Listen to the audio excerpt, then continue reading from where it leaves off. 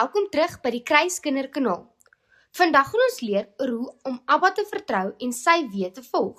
Nie net in Bybelse tye nie, maar ook in ons eie lewens, by die huis, by die skool en saam met ons vriende. Lang gelede het God met sy volk gepraat op die berg genaamd Berg Sinai. In Hebreëus word hierdie oomblik Behar genoem, wat beteken op die berg. Berge in die Bybel is spesiale plekke waar mense stil raak en luister na Abba.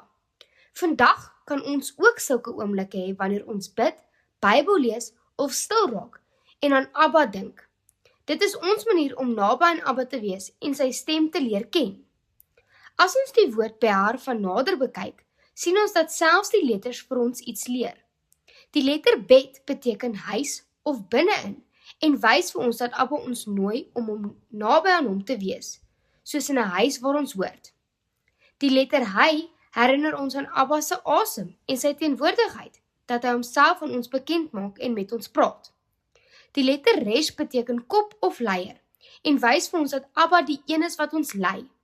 Saam leer hierdie woorde ons dat ons by Abba hoort, dat hy met ons praat en dat ons hom moet volg. Die woord Bechukotai beteken my wette of in my weë en dit gaan oor meer as net gehoorsaamheid. Dit gaan oor om God se leefstyl te volg. Die Bet herinner ons dat ons aan Abba behoort en in sy huis leef. Die Get wys op 'n omheining of beskerming, wat beteken sy wette hou ons veilig en afgesonder.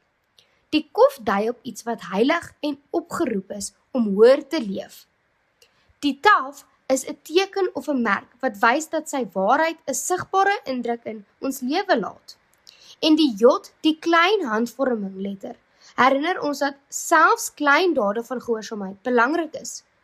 Saam wys hierdie letters dat Bechukotai beteken om nie net God se woorde te hoor nie, maar dit uit te leef op 'n manier wat wys ons behoort aan hom en wandel in sy weë.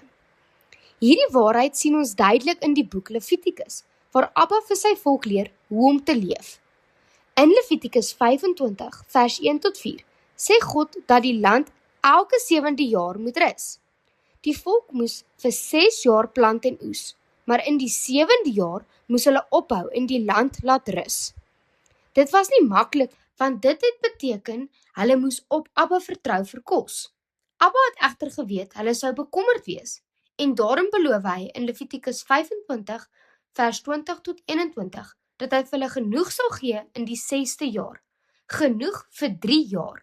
Dit wys vir ons dat Abba vooruit voorsien en dat ons hom kan vertrou, selfs wanneer ons nie alles verstaan nie. Abba het hulle ook geleer om vir ander om te gee. In Levitikus 25 vers 35 sê hy dat as iemand arm word, ander hom moet help. Dit beteken dat om Abba te vertrou nie net oor onsself gaan nie, maar ook oor hoe ons ander mense behandel. Verder sê God in Levitikus 25 vers 23 dat die land aan hom behoort.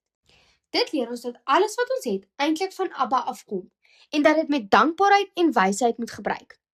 Dan gee Abba 'n belangrike belofte in Levitikus 26 vers 3 tot 4. As die mense in sy weë wandel en sy gebooie gehoorsaam, sal hy vir hulle sorg en die land sal vrug dra. Hier sien ons dat vertroue en gehoorsaamheid saamgaan. Abba se weë lei tot lewe en seën. Later het die profete gepraat oor wat gebeur wanneer mense nie meer op Abba vertrou nie, maar ook hoop gegee het vir die wat wel vertrou. In Jeremia 17 vers 7 tot 8 lees ons dat iemand wat op Abba vertrou, soos 'n boom is wat by water geplant is.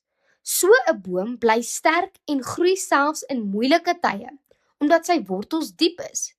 Dit is 'n pragtige prentjie van wat met ons gebeur wanneer ons op Abba vertrou. In Jeremia 17 vers 14 sien ons ook hoe ons na God toe kan kom en sê, maak my gesond, Abba, red my, en weet dat hy ons hoor.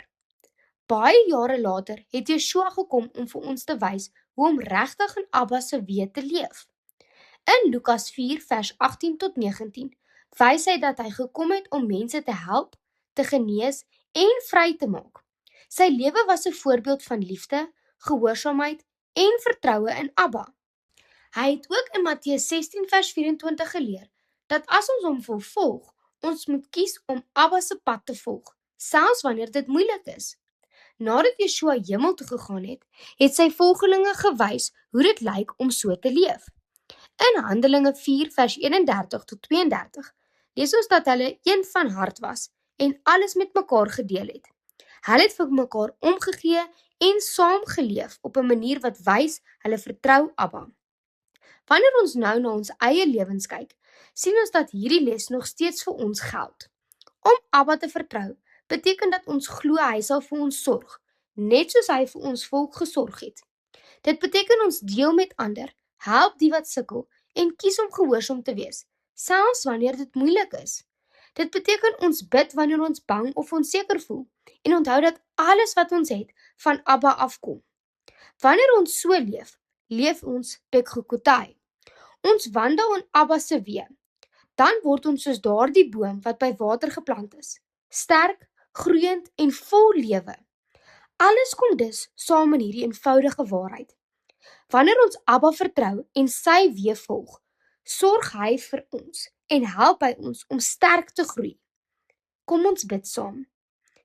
Abba, dankie dat U met ons praat en ons lei.